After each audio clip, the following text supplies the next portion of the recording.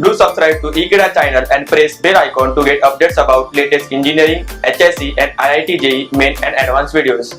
Hello students, today we are studying chapter circulation, and in that we are studying topic functions of blood. Now blood is one of the components which is present throughout the body. So what could be the functions of blood? Let's study and find out today. Functions of blood. Now blood is the one liquid that's present throughout your body. 99% of your body is made up of blood. Yes, it contains lot amount of water. Now if it contains 90% water mixture in blood, or 90% of your blood is made up of water, don't you all think so that it prevents us from drying conditions or desiccation conditions? Yes, it does.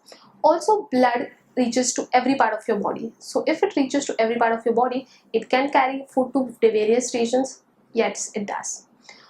Also, RBCs, hemoglobin and oxygen, the triad that's present inside your body, helps to carry oxygen to different regions of your body. Now, oxygen is one of the respiratory molecules that are required for energy by various organs.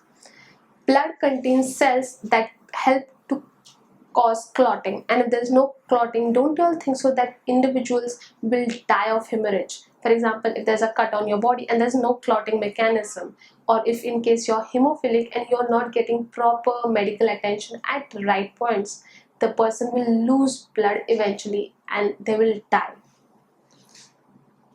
So the functions of blood are varied, and few of them are that it helps in the distribution of food materials inside the body.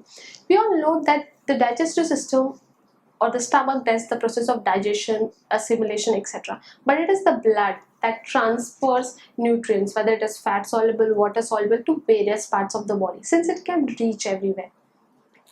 It has to carry hormones. Now hormones could be from anterior pituitary, posterior pituitary, thyroid hormones, or hormones from the ductless glands which don't have any pathway are carried by them.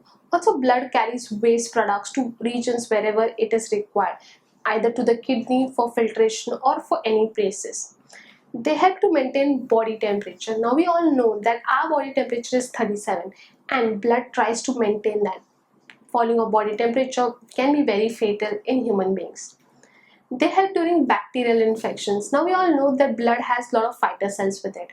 They have basophils, they have eosinophils, neutrophils, granulocytes, agranulocytes, and all of them in totality are some kind of fighter cells.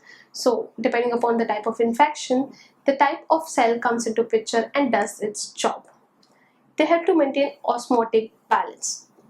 Now, maintaining osmotic balance and salt concentration is one of the work of blood. They also help in healing of wounds. If I talk about healing of wounds, if there's a cut, obviously the cells present in blood help in clotting.